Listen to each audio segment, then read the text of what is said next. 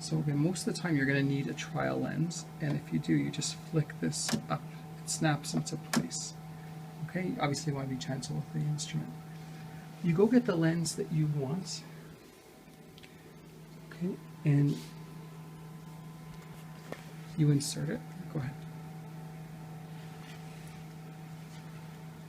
And probably you want to keep this part up because it might poke their nose on either side, okay?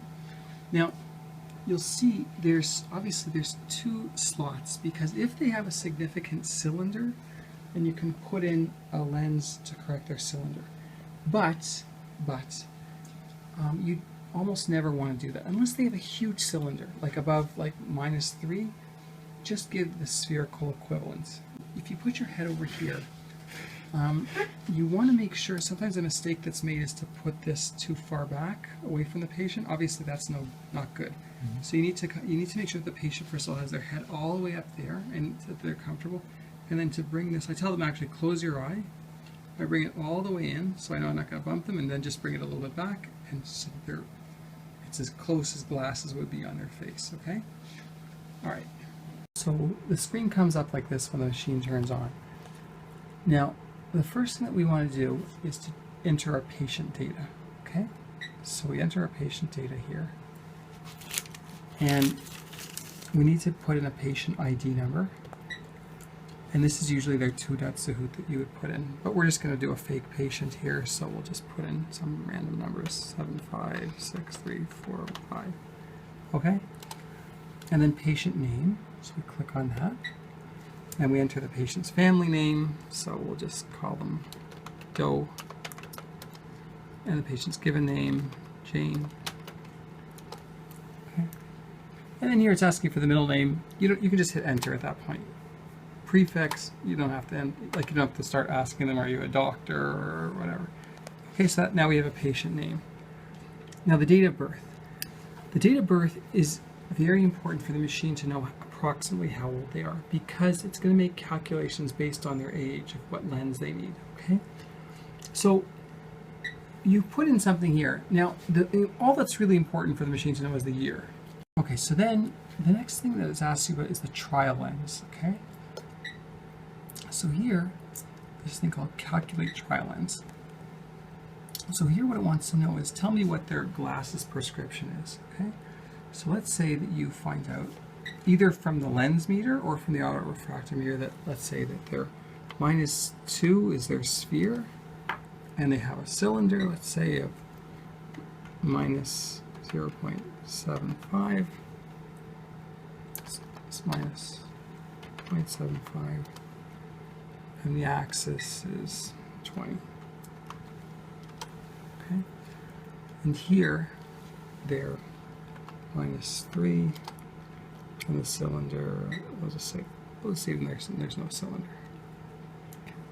Okay, so then what it does is now you click on calculate trial lens, and that's the calculation that's made. It's telling you these are the lenses that you need to use given this person's age, and then you just go over to the box there and you find the right lenses. Okay.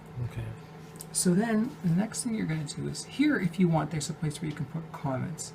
Like, you don't have to do this, but for example, if I had the patient dilated and I just wanted to make a thing there, I might just write here that the patient was dilated. But no one does that. Okay, so, all right. At that point, when you're finished here, you go to proceed. Now it takes a little while. And sometimes you have to click it a number of times.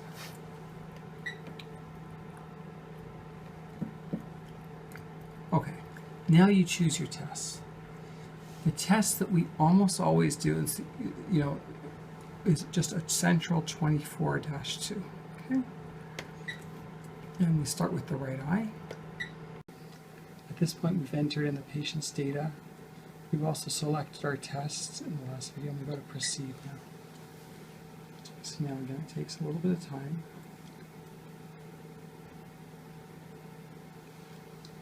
I'm just hitting it again because I'm not sure. And we get to the screen. Okay. So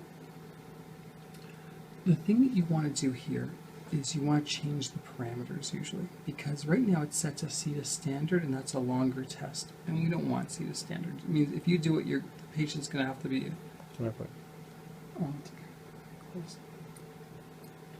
So we go change parameters, and here we choose C to fast. Okay. If you kept it C to standard, it's not the end of the world. It's just going to be the test will be a lot harder for the patient. It's kind of unnecessary. Okay.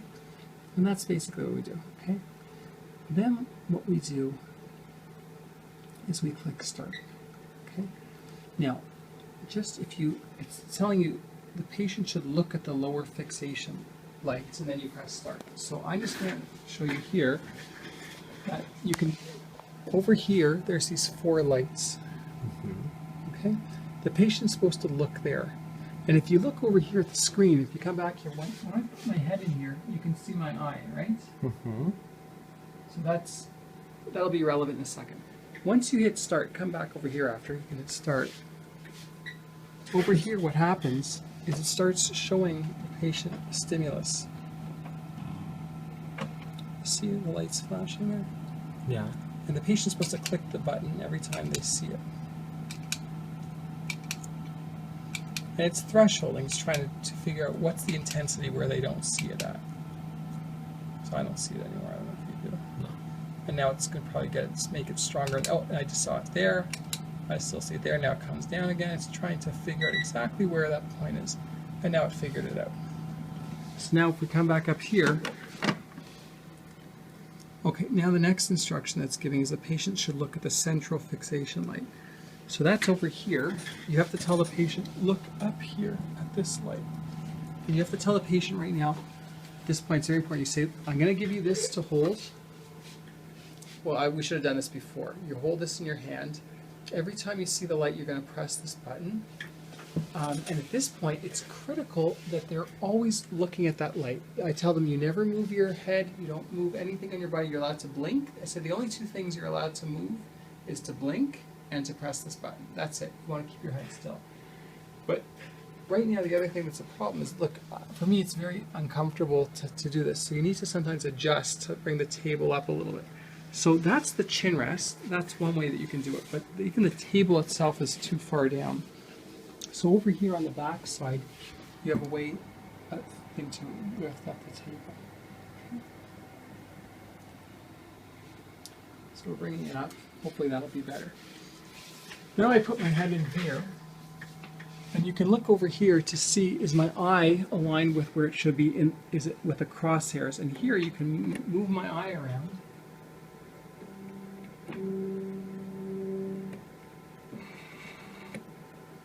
There it is. To get it in place. Okay, good. So the next thing, obviously, that we should have done probably already is you give the patient a patch.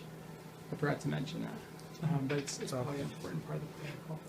So then once you think that the eye's aligned, you can do this in a second, you hit start. Now, I'll just show you here what happens. The machine is trying to lock onto the position of the eye, because during the test it wants to track the eye to see has it been moving around or not. If a patient the whole time is looking around, that's no good. And this machine has a built-in monitor to see if the eye is moving or is it steady. So it's going to try to pick that up now. And sometimes on some people's eyes, it just can't pick it up. But we'll talk about that. So here we'll try. Instruct the patient to look at the fixation lights. Again, hit start. So right now, again, I'm doing a poor job. And it gives a message saying I couldn't find it because I wasn't looking at the light the way I should be. So here you have 2 options. You can retry, or if you feel that you just can't do it, the patient's not cooperating, then you just go to here and just say turn off gaze tracking. Okay? But we'll try to retry again here. Okay, let me do it again. And hopefully this time will be better.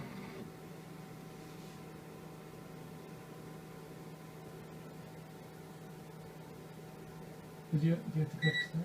Or did it find it? I need to gaze. Okay. Okay, good. So now it's locked onto the position of my eye. And now you just go ahead and continue. And now what's going to happen? You're going to continue. is now the test is starting, and you can come over here and you can see that's starting to shine the light around the bowl. And again, the patient's just supposed to keep looking there the whole time. They give a click every time they see the thing. Okay, and now the test just goes. Okay, it's very important while the test is going on to keep making sure to look over here, make sure the patient's still looking where they should be, because a lot of patients, they give up, they get bored. Now, there's a couple of other things as you're doing the test that you might want to consider doing. First of all, let's say the patient, that looks like they need to take a break, you can hit pause. Okay, right there.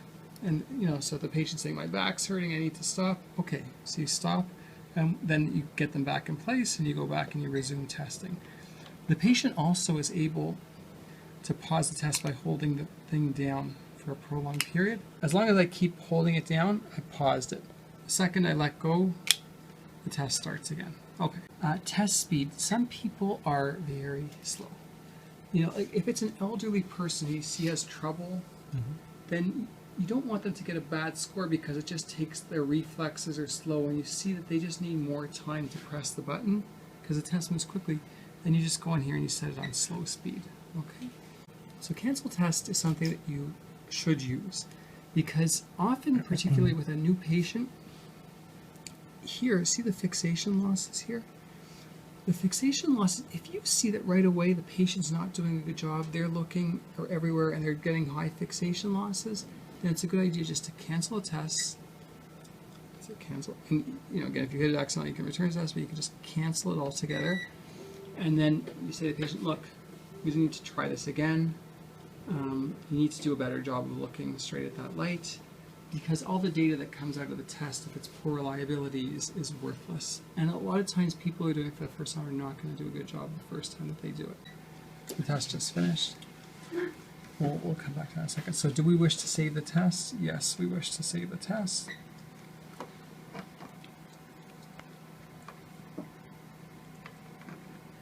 Okay, so it saves it. Just coming back to what I was saying here.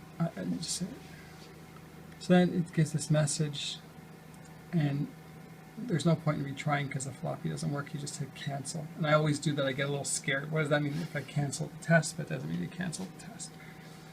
After we've done the test, we've already saved it here. We want to print it out. So we click on this icon here, and then this is the only selection that we have here. And we go ahead and print all selected items. This, if the patient has done multiple tests on that machine, you can click this to get an overview. But in this case, there's no previous test for that. So we click print all selected items, and we're going to get a message here that there's not enough exams to print out this GPA. It's a special test, so just print out the classic SFA, the standard. And now we're just waiting for it to come out. It's going to come out through the printer. Sometimes our technicians will print out twice. One to go to the hospital records, one to go to the patient, but you don't have to really obviously worry about that. As this is printing out, the next thing you probably want to do is to test the other eye. So you can go in here and click test the other eye, and you can start the whole test over again. When you're finished with the test, you don't need to, there's no log off or automatic shutdown. You can just simply turn the machine off.